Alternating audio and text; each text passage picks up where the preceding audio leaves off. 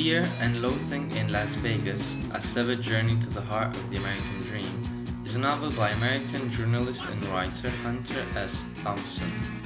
The story follows its protagonists, Raoul Duke, being Thompson, and his attorney, Dr. Gonzo, being Oscar Zeta Acosta, as they descend on Las Vegas to chase the American dream through a drug-induced haze, all the while ruminating on the failure of the 1960s countercultural movement. The work is Thompson's most famous, and is noted for its lurid descriptions of drugs, and its popularization of Thompson's highly subjective blend of fact and fiction that has become known as gonzo journalism, based on the stream of consciousness technique by James Joyce. The novel lacks a clear narrative structure and frequently delves into the surreal, never quite distinguishing between what is real and what is only imagined by the characters. The basic synopsis revolves around journalist Raoul Duke and his attorney Dr. Gonzo, as they arrive in 1971 Las Vegas to report on the Mint 400 motorcycle race for a magazine. However, this job is repeatedly obstructed by their constant use of a variety of recreational drugs. In the preface, we can see a quotation by Samuel Johnson: "He who makes a beast of himself gets rid of the pain of being a man." The quotation alludes to the protagonist's profuse drug use in escaping the coarse realities of American life.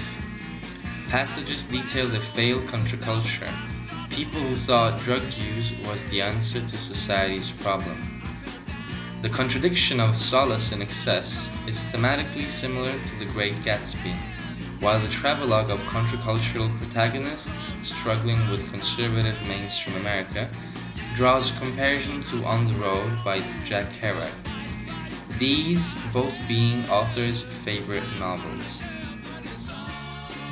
Thompson posits that his drug use, unlike Timothy Leary's Mind Expansion 1, is intended to render him a mess, that he is the poster boy of a generation of cripples and seekers. Their erratic behavior depicts the restless failure his generation feels. Throughout Fear and Loathing in Las Vegas, the protagonists go out of their way to degrade, abuse, and destroy symbols of American consumerism and excess, while Las Vegas itself symbolizes the coarse ugliness of mainstream American culture. The novel's popularity gave rise to attempted cinematic adaptations. Directors Martin Scorsese and Oliver Stone each unsuccessfully attempted to a film version of the novel. In the course of these attempts, Jack Nicholson and Marlon Brando were considered for the roles of Duke and Dr. Gonzo, but the production stalled and the actors aged beyond the characters. In 1989, Fear and Loathing in Las Vegas was almost made by director Terry Gilliam, when he was given a script by illustrator Ralph Steadman. Gilliam, however, felt the script didn't capture the story properly. In 1995, Gilliam received a different script he felt worth realizing. His 1998 film features Johnny Depp and Benicio del Toro as Raoul Duke and Dr. Gonzo respectively. Criticism was mixed and the film was a box office failure. However, it has become a cult movie in the global history of cinema. Both the novel and the movie are characterized by an extremely expressive and vital narrative, more like a spoken language, a language in which solid dialogues alternate with realistic yet simultaneously visionary descriptions, a language that shies away from high literary models, carefully looking at the present, often deforming it with a grotesque touch.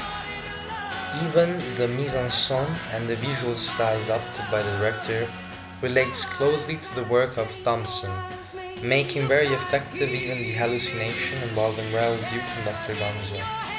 In order to do so, Gilliam relies on a photography that favors the artificial lights, often intermittent or multicolored, something dazzling and at times seamless. A photography that uses bright colors, skillfully playing on the contrast between the desert, seen as an open and sunny place, and the city of Las Vegas, which appears sprawling at night, only illuminated by the dazed lights of the casinos. Only in these psychedelic modalities you can fully enjoy the creative filmmaker Warhorses. The obsession for tight spaces and overflowing objects of varying size and nature, already observed in Brazil. The excessive use of dizzying camera, visionary flashes achieved by few other authors like Jodorowsky and Lynch, and exceptional abilities in leveraging to the bone the actor capabilities. Unparalleled performance by Benicio del Toro, who appositely gained about 18 pounds, and anthological were Johnny Depp's disarticulated movements, similar in all respects to the writer Hunter S. Thompson. The movie, compared to the book, is very truthful, and in my opinion, having behind the camera a high-caliber director like Gilliam, this can only enrich the novel, giving us a real sensorial experience, trying to get us into the mind of Thompson and his lawyer, as if we were traveling on that red Cadillac with them, nostalgic for an America that no longer exists.